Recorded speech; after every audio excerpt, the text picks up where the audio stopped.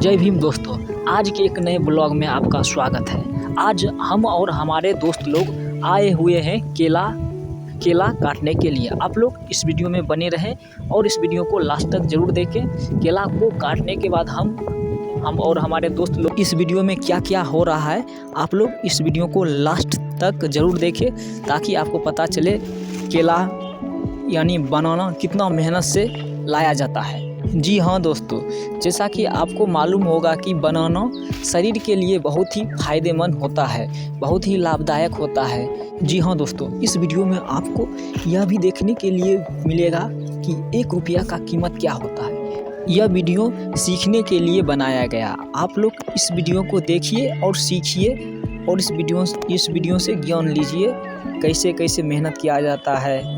ये सभी आप लोग इस वीडियो से ज्ञान ले सकते हैं।